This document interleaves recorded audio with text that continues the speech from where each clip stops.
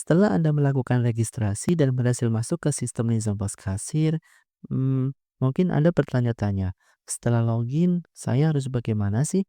Nah, di tutorial ini saya akan menjelaskan nih langkah-langkah yang perlu dilakukan setelah berhasil login ke akun baru. Setelah masuk, Anda harus terlebih dahulu melakukan setup company setting seperti cabang, SOP, cash register, shift, invite user karyawan, dan payment setting. Untuk yang pertama yaitu kita akan mencoba setup cabang terlebih dahulu. Nah, di sini sudah ada satu daftar cabang atau toko sebagai head office yang telah Anda buat saat melakukan registrasi di awal. Di sini Anda juga bisa menambahkan data cabang baru dengan klik tombol Create New.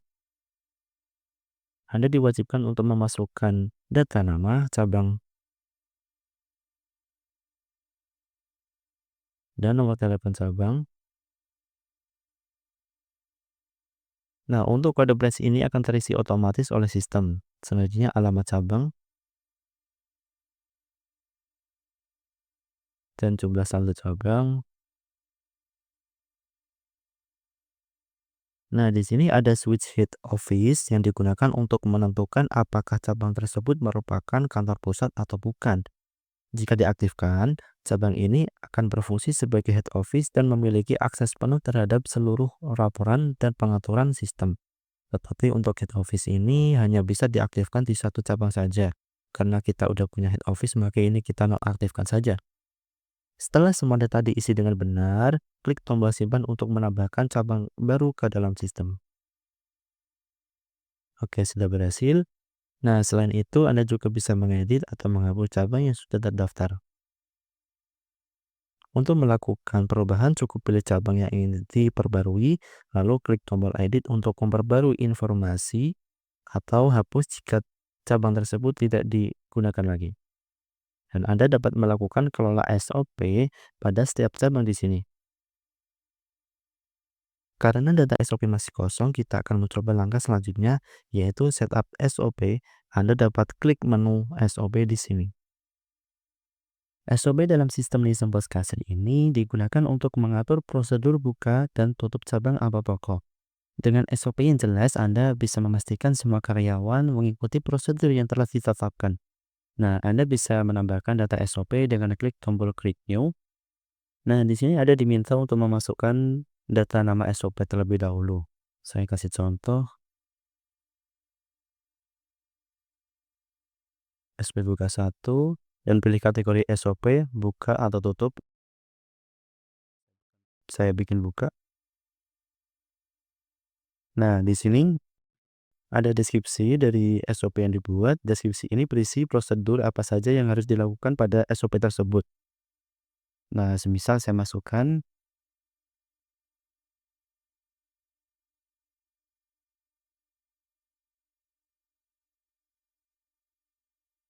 nah saya tambah lagi.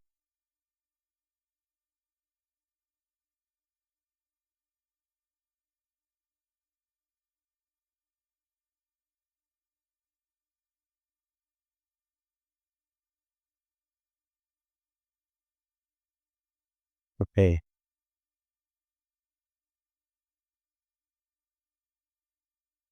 Setelah SOP dibuat, klik simpan untuk menyimpan pengaturan SOP ke dalam sistem.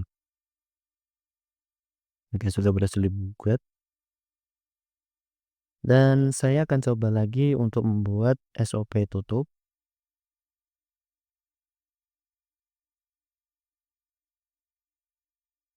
Dan kategori kita pilih tutup.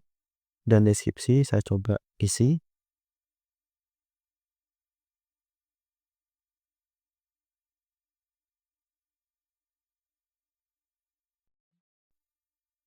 Saya tambah lagi.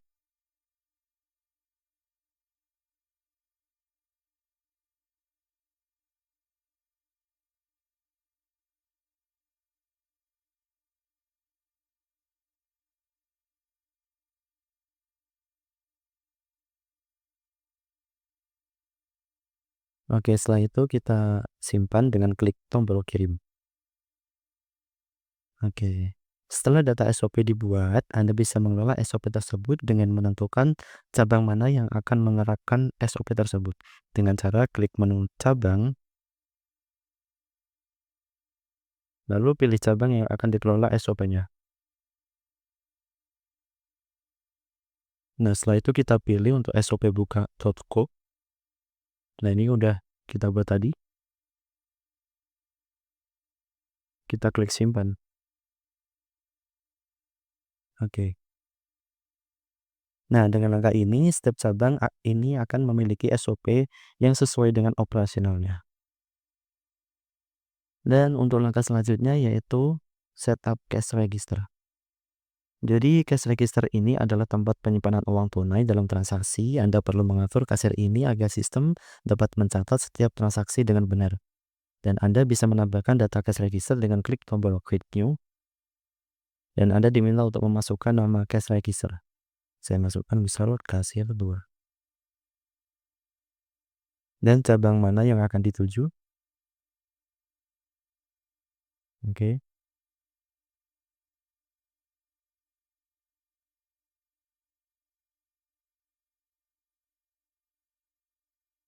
Nah, setelah data dipastikan benar, Anda bisa klik simpan. Oke, data sudah dibuat. Baik, untuk langkah selanjutnya yaitu setup shift. Nah, di shift ini digunakan untuk membagi waktu kerja karyawan yang bertugas pada catatan tersebut. Anda bisa menambahkan data shift dengan klik tombol Create New. Nah, di sini Anda diminta untuk memasukkan data nama shift. Saya kasih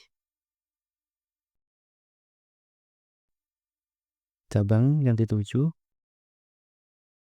dan waktu. Nah, di sini untuk waktu, Anda diminta untuk set per hari.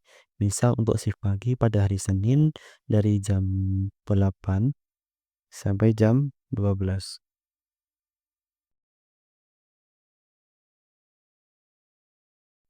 Dan begitu juga untuk hari yang lain. Jadi di sini saya hanya membuat untuk shift pagi. Nanti Anda bisa menambahkan untuk data baru untuk shift siang dengan klik new seperti di awal. Nah, untuk status ini kita aktifkan saja. Nah, setelah data shift dibuat, klik kirim untuk menyimpan data shift. Oke, sudah berhasil. Baik, untuk langkah selanjutnya yaitu invite user.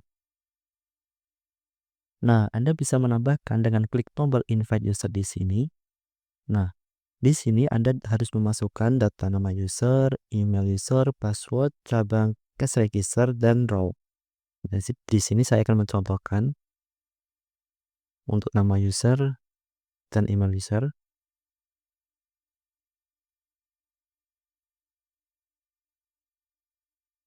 Dan jangan lupa password. Password ini bisa default apa bisa request ya.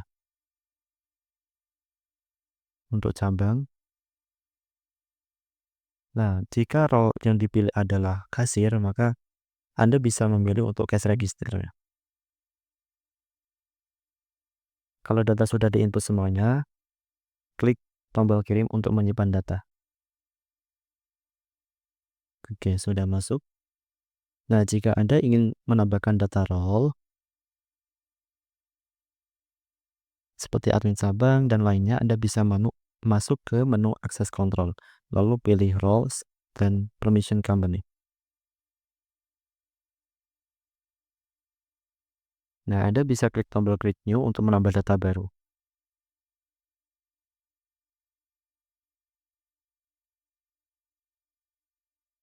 Nah, di sini Anda memasukkan nama role misal admin dan keterangan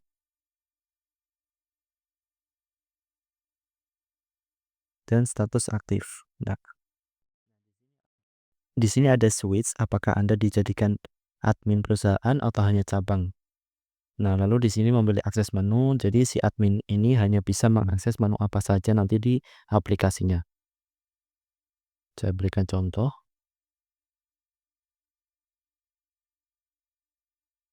Oke. Nah, setelah dipilih lalu klik kirim untuk menyimpan. Oke, sudah bisa. Nah, kita bisa coba invite user lagi.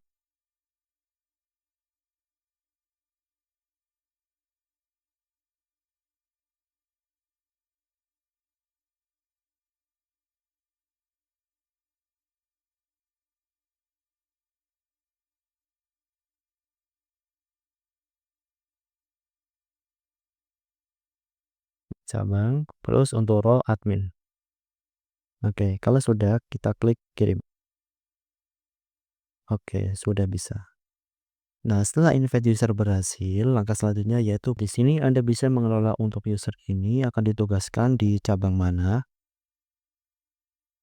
Anda bisa tambah cabang di sini. Kalau sudah berhasil, nah Anda juga bisa mengelola user ini untuk ditempatkan pada cash register yang mana. Ditambah. Nah, jadikan default. Oke, sudah berhasil.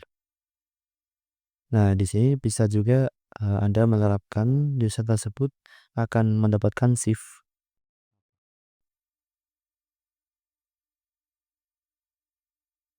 Pilih cache.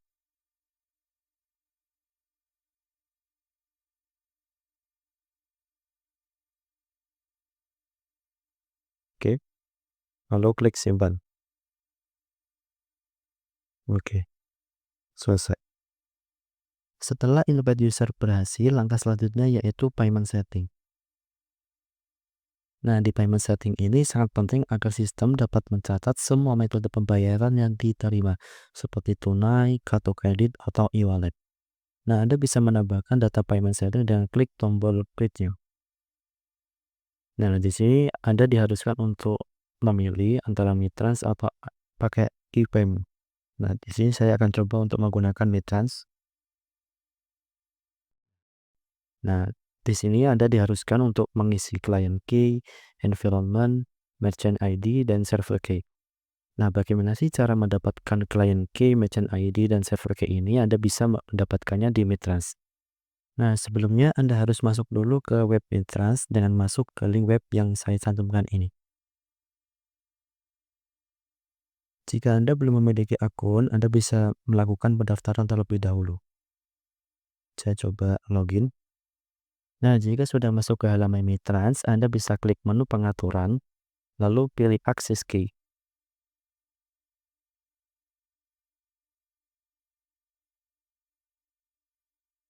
Nah, di sini akan ditampilkan seperti merchant ID, client key, dan server key Mitrans. Anda bisa copy paste untuk dimasukkan ke dalam aplikasi POS.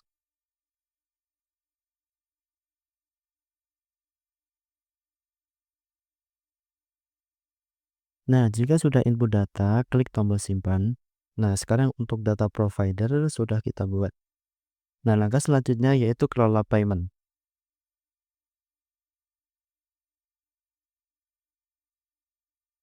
Nah, jika di sini masih kosong, bisa diklik tombol tambah payment. Dan Anda bisa pilih untuk payment groupnya, bisa e-wallet, bisa bank virtual account. Coba kita pilih bank virtual account. Lalu kita pilih payment channelnya, bisa BCA, BNI, BRI, Mandiri, Permata, dan lainnya. Saya coba.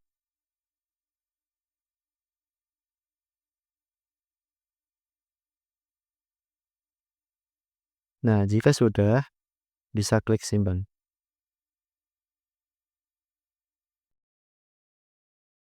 Nah, data payment channel sudah tersimpan. Klik selesai. Oke.